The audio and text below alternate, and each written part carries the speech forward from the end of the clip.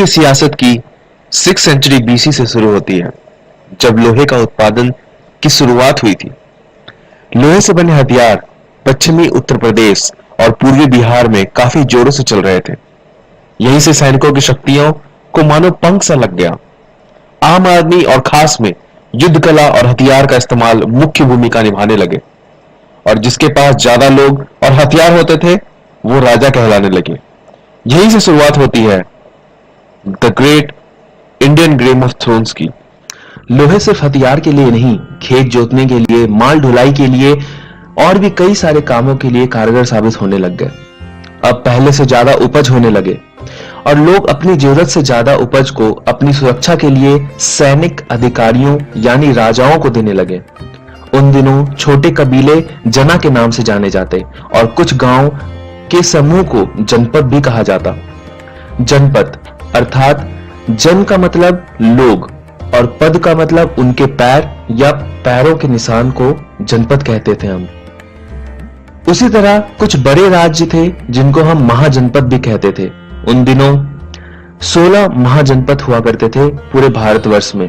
ये महाजनपद ज्यादातर विंध्या के पहाड़ों के बराबर के राज्य थे जो आज के बिहार तक फैले हुए थे, जिसमें मगध, कौशल, वत्स और अवंती मुख्य महाजनपद थे। पहाड़ों की तराई में रहने के दो मुख्य कारण थे। पहली ये कि वहां पानी, फल फूल इत्यादि के लिए, लकड़ियों के लिए कोई समस्या नहीं उत्पन्न होती थी, और दूसरी ये कि जंगल, पहाड़ और नदी उस राज्य को बाहरी आक्रमणकर्ताओं से सुरक्षित रखते थे। अंग प्रदेश, आज का मुंगेर और भागलपुर, जहां की राजधानी चंपा हुआ करती थी, 6th सेंचुरी बीसी तक के अवशेष आज भी वहां खुदाई के दौरान पाए जाते हैं। ऐसा कहा जाता है कि कौशल प्रदेश में उस वक्त से साख्य आदिवासी गणतंत्र यानी रिपब्लिक एडमिनिस्ट्रेशन में रहा करते थे। कौशल प्रदेश के पड़ोस में मल्लाह राज्य हुआ करता था, जो वची राज्य के उत्तर में। गौतम बुद्ध का निधन मल्लाह की राजधानी कुशीनरा में हुआ था। यह आज के देवरिया जिले में स्थित है। इधर पश्चिम में वत्स राज्य था, जो कि यमुना नदी के निकट बसा हुआ था। यह मुख्यतः कुरु साम्राज्य के लोग जो उस समय हस्तिनापुर में रहा करते थे, वो वहां से आकर यहां बसे थे। इनकी राजधानी कौसंबी हुआ करती थी, जो कि इलाहाबाद के निकट थी। आज के मध्य प्रदेश या आप कह सकते हैं सेंट्रल मालवा रीजन, वहां अवंती राज्य था, जो कि दो हिस्सों में बटा हुआ था।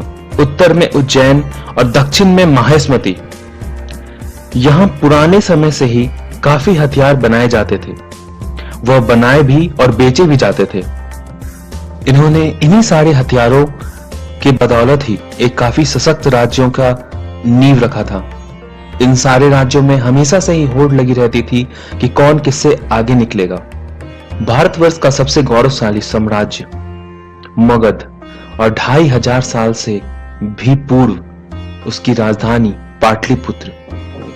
यह भूमि है जिसकी धरती ने जन्मी थी मां सीता। महाभारत युग में यहीं के राजा जरासंध ने भगवान श्री कृष्ण को युद्ध में हराकर रण छोड़ने पर मजबूर किया था।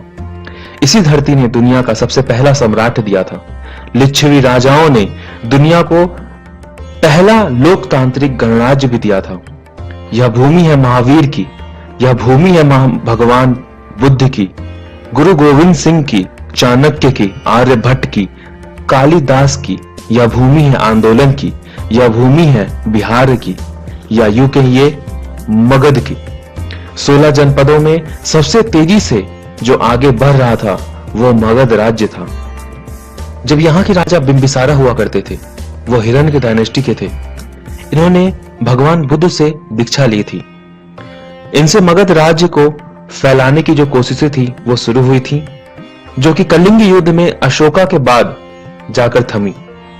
जब कहा जाता है कि 1 लाख लोग मरे थे, और इस युद्ध में दया नदी का पानी खून सा लाल हो गया था, और इसे देखकर ही सम्राट अशोक का हृदय परिवर्तन हुआ था।